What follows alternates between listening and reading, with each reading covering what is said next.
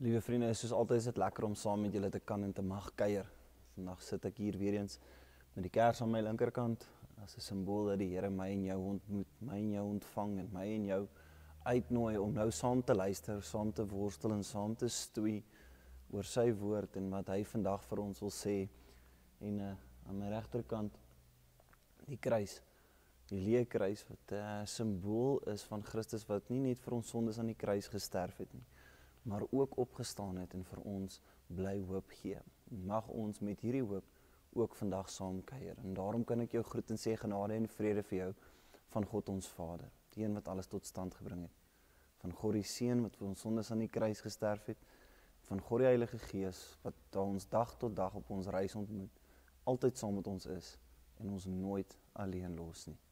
Amen. Kom ons bid saam.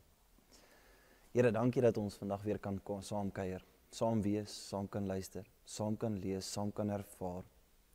Ons bevind onsself tans op verskillende plekke. Van ons is ver dalk in die buiteland, van ons is weg met besigheid, van ons loer vandag in om saam met ons gemeente te kuier.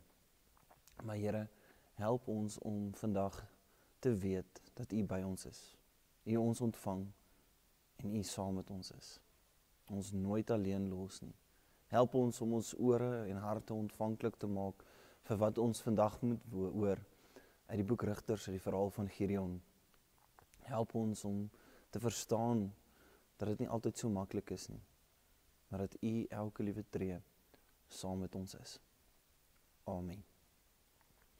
Vriende, ek het nou iets weergegee van die tema en die teks wat ons vandag saam gaan lees.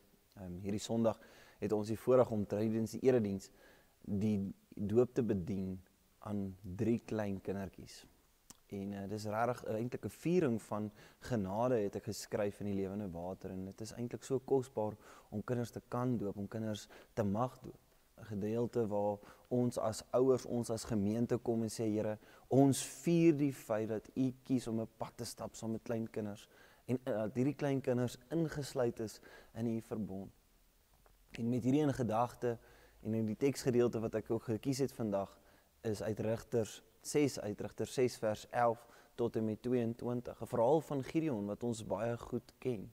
En hoe help hierdie gedeelte wat ons vandag saam lees ons in ons ouerskapsvaardighede, ons in ons leierskapsvaardighede, ons wat onsself bevind tussen mense, tussen vriende, tussen ons gesinne, tussen ons werkskollegas, maak nie saak waar ons is nie.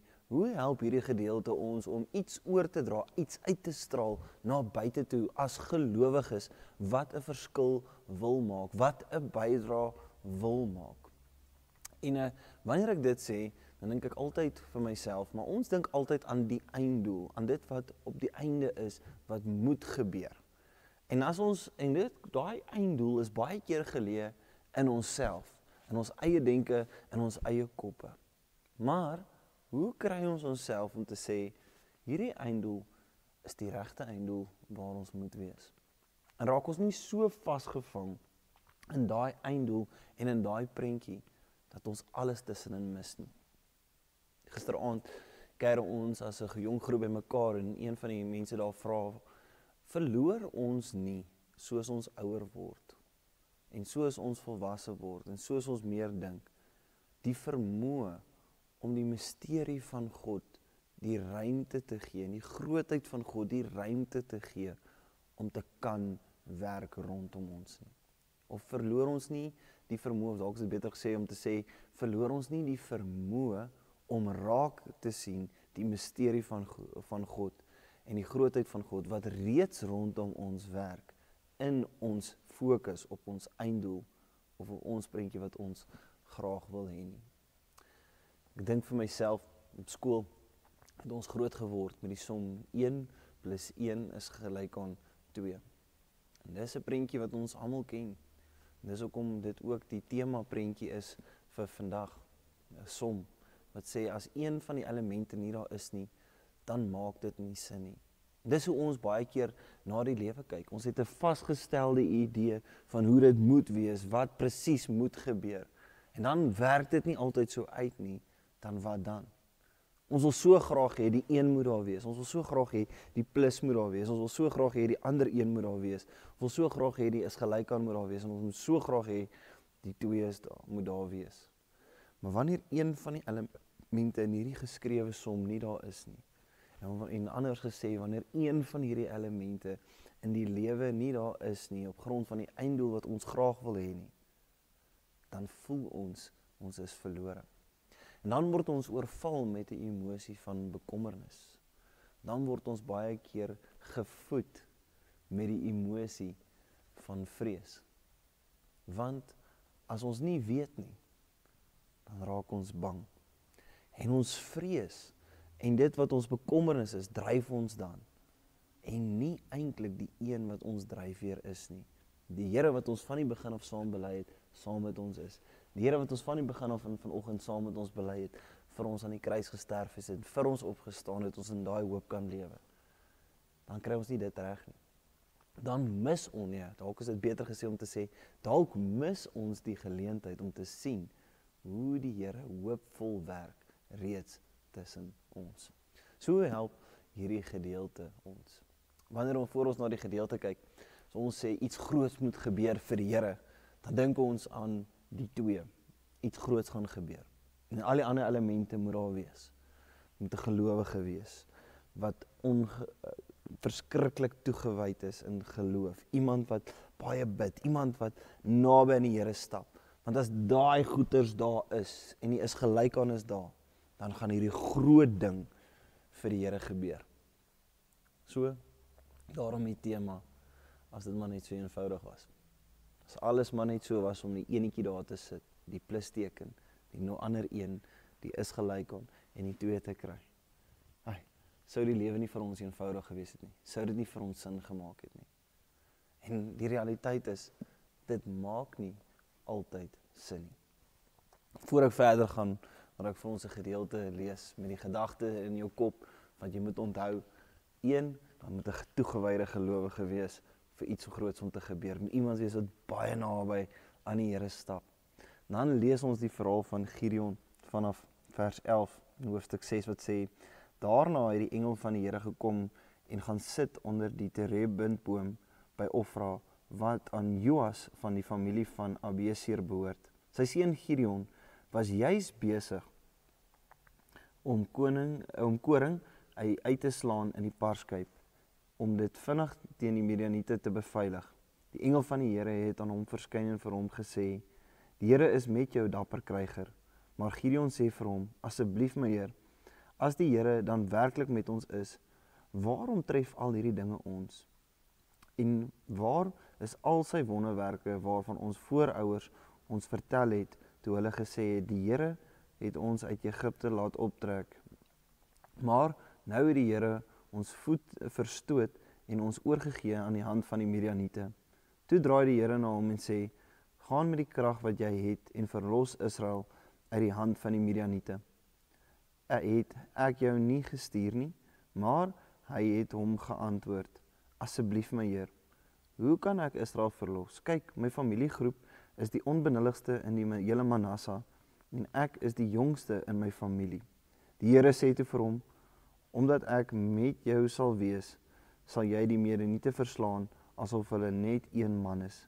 Maar hy het vir die Here gesê, as dit u guns vind in u oë, gee vir my 'n teken, dat dit u is wat met my praat. Moet asseblief nie hiervandaan af weggaan, totdat ek by u terug is, my offer saambring en dit voor u neergesit het nie. Hy het geantwoord, goed, ek sal bly totdat jy terugkom.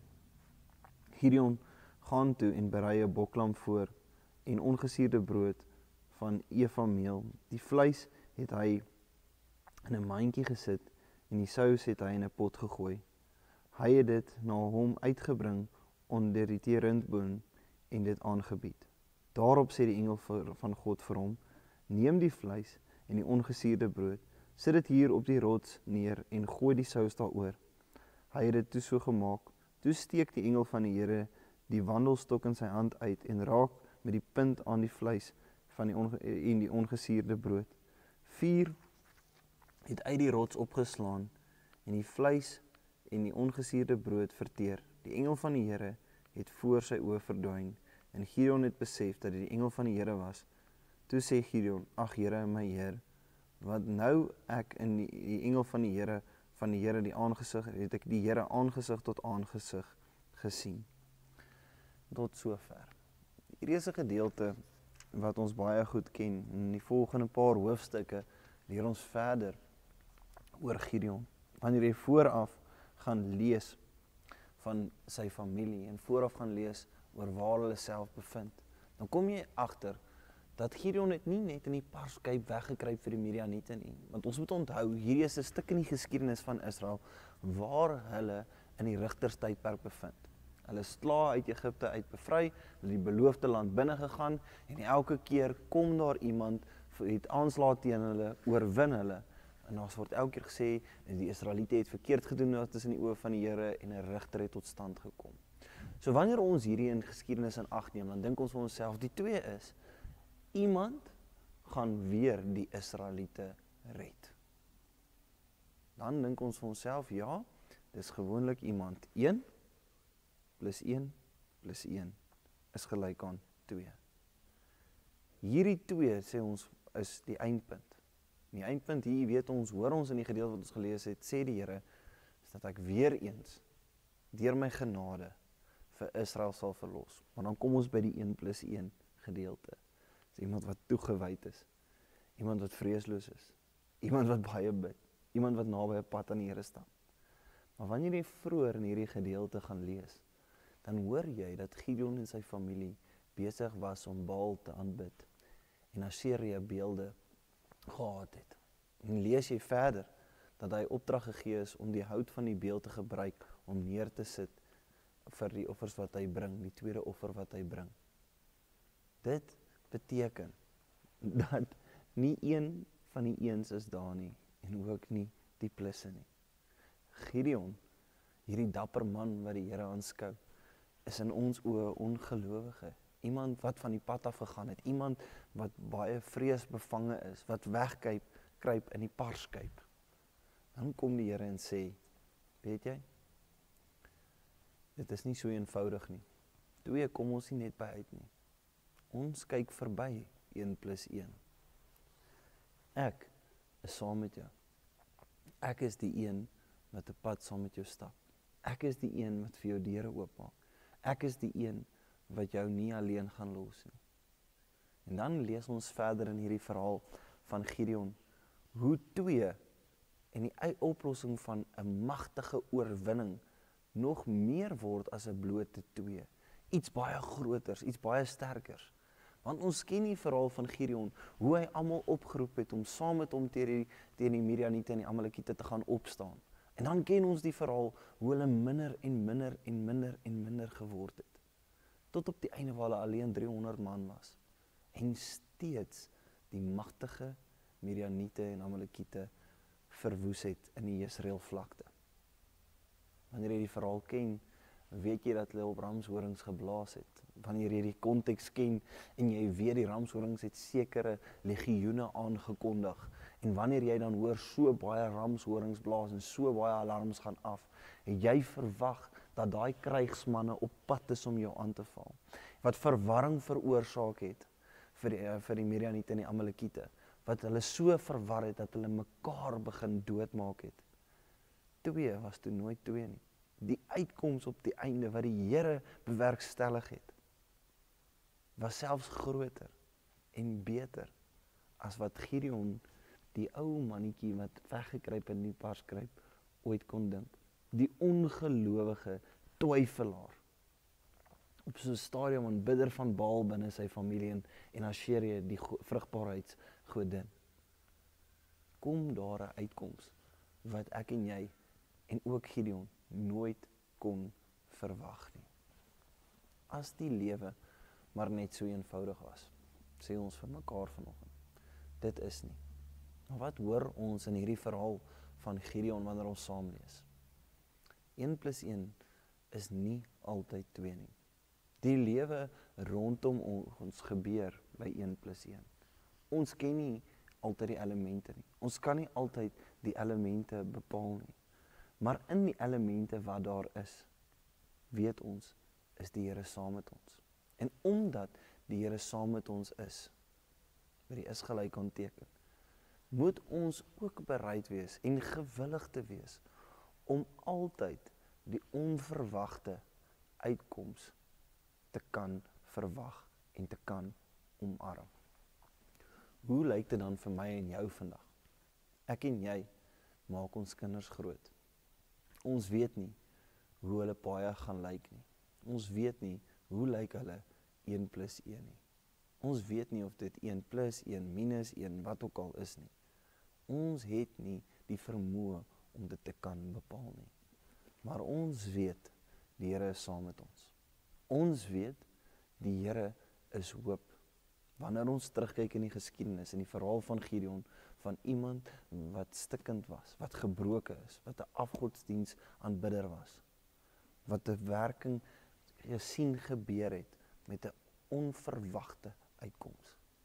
My en jou werk is nie om afgunstig te raak nie, maar om trou te bly aan die feit dat die Here saam met ons is. En in daai vashou en in daai hoop altyd die onverwagte uitkoms te kan omarm en voor te kan en moet leef. Vir onsself, maar ook vir ons kinders. Dan kan ons dit regkry om te sê, maak nie saak wat gebeur nie. Die Here is met ons. Ons gaan, of dit nou 1+ of 2+ of maak nie saak wat is nie. Ons hou vas aan die Here. Maar ons weet die Here hou vas ook aan ons. En ons is nooit alleen nie. En dan kyk ons terug en sien, maar die uitkoms wat ek gekry het, het ek nie geweet is moontlik nie. Maar wanneer ek en jy so sterk vashou aan dit moet 2 wees, dan mis ons die Here wat die ongelooflike in, rondom en deur ons doen. Mag ons nooit so blind wees om dit te mis nie. Amen. Kom ons bid saam.